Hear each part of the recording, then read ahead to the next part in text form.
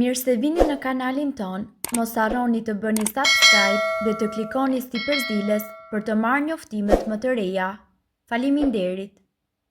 Habit mjeku, si të ulni sheqerin në gjak, këto janë ushqimet që duhet të hani.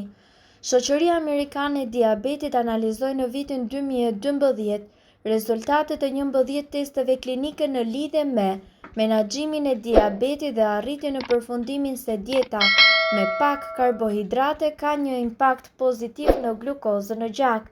Ndjeshmërinë ndaj insulinës madje mundet që të zvogëlojë edhe nevojën për përdorimin e ilaçeve që ulin glukozën.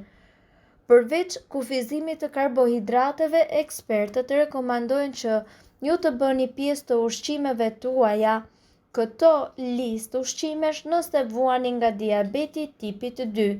Uthulla e mollës mund të mos jetë aperitivi më i shijshëm para një vakti. Megjithatë, një lugë gjelle uthull molle para se ju të hani mundet ju ndihmojë të mbani nën kontroll nivelet e sheqerit në gjak. Një studim i Universitetit Shtetëror të Arizonës zbuloi se kur të sëmurët me diabet dhe ata që rrezikoheshin të prekeshin nga kjo sëmundje konsumuan 2 lugë gjelle uthull molle para 2 vakteve në ditë, filluan të shfaqnin përmirësime në ndjeshmërinë ndaj insulinës, krahasuar gjithashtu me grupin tjetër që nuk konsumoi uthull molle. Avokado. Sasitë e larta të yndyrave të pangopura të avokados dhe përmbajtja e ulët e sheqerit e bëjnë atë frutin perfekt për të sëmurët me diabet. Yndyrat e pangopura munden që të ulin nivelin e kolesterolit në gjak dhe mund të zvogëlojnë gjithashtu tretjen e sheqernave të tjera. Nga ana tjetër, avokado, sasia e lartë e yndyrave të pangopura të avokados dhe përmbajtja e ulët e sheqerit e bëjnë atë një frut ideal për të sëmurët me diabet. Dhe yndyrat e pangopura munden që të ulin nivelin e kolesterolit në gjak dhe munden që të zvogëlojnë tretjen e sheqernave të tjera. Fasulet e zeza. Fasulet janë të pasura me fibra dhe proteina dhe si rezultat kanë një indeks të ulët të glicemisë.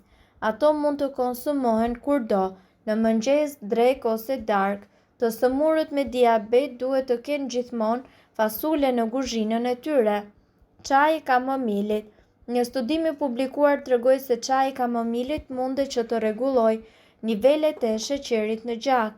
Hulumtuesit shkencor të Universitetit Toyama në Japoni kanë kryer një eksperiment tek disa minj diabetik, të cilët i ushqyen me ekstrakt kamomili 3 javë dhe pa një ulje të përgjithshme të niveleve të glukozës në gjak, krahasuar me grupin tjetër të minjve që nuk u ushqyen me këto ekstrakte. Kanell. Sipas ekspertëve, po të shtohet vetëm një gjysmë lugë çaji kanell në dietën tuaj të përditshme, qelizat tuaja do të reagojnë më lehtë ndaj insulinës. Mbajtja nën kontroll e nivelit të sheqerit në gjak kërkon konsumimin e perimeve që përmbajnë pak nisështe, kalori dhe karbohidrate. Qepa është një prej perimeve e cila plotëson këto kushte dhe rrjedhimisht mirëmban nivelet e sheqerit në gjak. Roli i qepëve kundër nivelit të lartë të sheqerit në gjak. Qepa është një burim shumë i mirë ushqyesish, tepër të nevojshëm për organizmin. Bëhet fjalë për fibrën, vitaminat e kompleksit B dhe antioksidantët. Një filxhan çaj me qepë të grira ofron 64 kalori, 10 gram karbohidrate, 2 gram fibër dhe 1 gram protein. Ky racion plotëson 14% të dozës tuaj të rekomanduar ditore për vitaminë C, 17% të dozës tuaj ditore të manganit dhe të vitaminës B6 dhe 5% të folatit. Studimet tregojnë se qepët janë të rekomandueshme për diabetikët. Sulfuri i cili gjendet tek qepët ka një efekt të jashtëzakonshëm në uljen e nivelit të sheqerit në gjak. Sa duhet të jenë nivelet e sheqerit në gjak? Ekspertët thonë se nivelet e sheqerit në gjak konsiderohen normale kur ato janë më pak se 100 mg për decilitër gjaku, kur njeriu nuk ka ngrënë për të paktën 8 orë. Pas ushqyerjes këto nivele duhet të qëndrojnë tek më poshtë se 140 mg për decilitër gjaku. Gjithashtu, gjatë ditës nivelet e sheqerit ulen sidomos përpara vakteve duke arritur deri në 60, 70 dhe 90 mg për decilitër gjaku. Më shumë qepë rregullisht.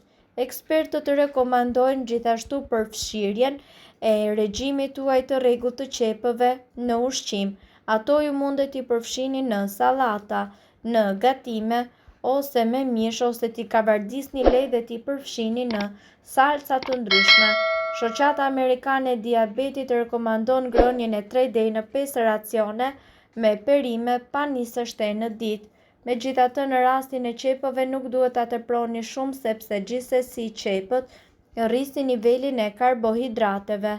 Për shembull, 2 filxhan çaj me qepë të grirë ofron 20 gram karbohidrate.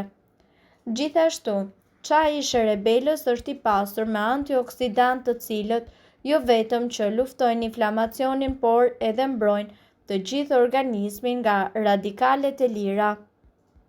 Efektet antioksiduese të çajit të sherebelës munden që të ndikojnë në reduktimin e ankthit dhe gjithashtu në përmirësimin e humorit.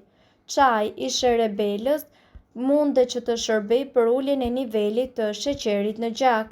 Ky çaj renditet mes çajrave më të mirë të cilët munden të pihen nga diabetikët. Substancat e tij aktive kanë gjithashtu tendencën të ulin dhe të mbajnë nën kontroll nivelet e sheqerit në gjak. Studime thonë se këto substanca kryejnë të njëjtin funksion si barna të caktuara të cilat u jepen diabetikëve. Përgatitja e këtij çaji është shumë e lehtë. Mjafton që ju të zgjini 1 filxhan ujë dhe të hidhni një lugë gjelle me gjethe sherebele. Gjethet ju mundet që t'i mbani në ujin e nxehtë në varësi të llojit të çajit që dëshironi, pra me aromë të fortë apo të butë. Sipas dëshirës, në një çajnik mundet që të hidhni lëngun e një limoni dhe lëkurën e tij. Pasi të kenë nxjerrë për disa minuta, mundet që ta hiqni nga zjarri. Kullojeni çajin dhe më pas pasurojeni atë me sheqer ose mjalt. Ky çaj mund të serviret i nxehtë ose edhe i ftohtë në akull. Mirë, cilat janë efektet anësore të çajit të sherebelës? Sherebela përmban një substancë të njohur si tujoene, e cila është përgjegjëse për aromën karakteristike.